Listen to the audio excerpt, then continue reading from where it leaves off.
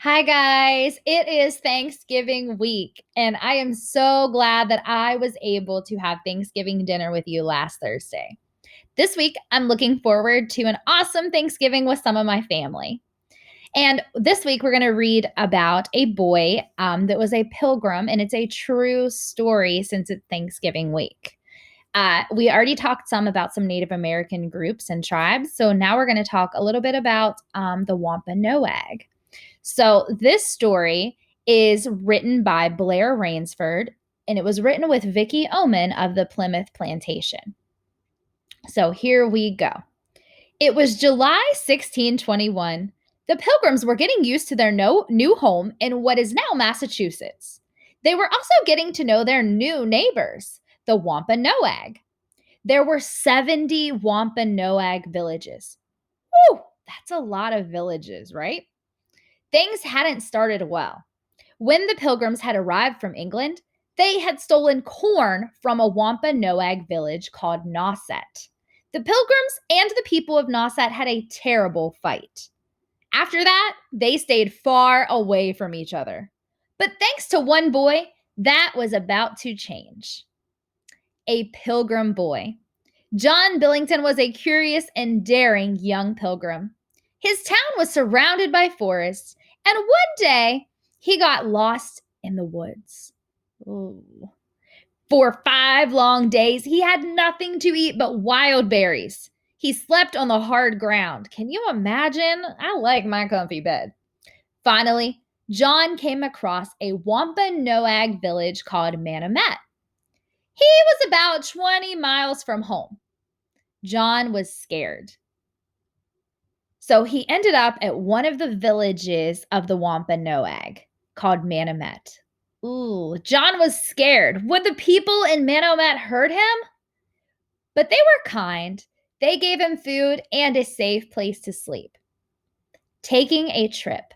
Men from Manomet took John from village to village. He didn't speak Wampanoag, and none of the men spoke English well. John wasn't sure where they were taking him. Was he even getting closer to home? After a few days, they arrived in Nauset. That's where the corn had been stolen. John was 60 miles from home. He was relieved when he saw 10 pilgrim men sail up in a small boat. The Manomet people had planned this peaceful meeting all along. The pilgrims apologized and paid for the corn. Then they took John home. After that, the Pilgrims and the Nauset were better neighbors. One lost boy had helped 2 groups make peace. So let's look over here now at the photos and the captions beside of them that tell us about those photos. It says Pilgrim life in 1621. Pilgrims rowed in wooden boats called shallops. They paddled the shallops with oars. Oh, we talked about oars in class, didn't we? One food they ate was stewed pompion. That's pumpkin. They ate it with butter and vinegar. Ugh, I don't think I would want it with vinegar. Pilgrims' clothes were made of wool. Boys wore long sleeves and pants even in the summer.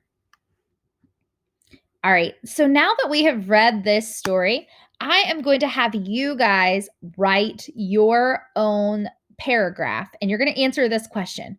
What would you ask John? If you could ask him questions about his experience, what would you ask him? So I want you to imagine that you could talk to John about his experience. What else do you want to know? I want you to send a well-organized paragraph to, you're not going to send it to any kind of contest like it says here. You're just going to send it to me, but you get to ask John what it was like, and you can give him some details and ask him details about his experience. All right, so you will be using this here to help you organize your paragraph. This is an organizer, and it's going to help you figure out what exactly you would want to ask John. So you'll start your paragraph with a topic sentence.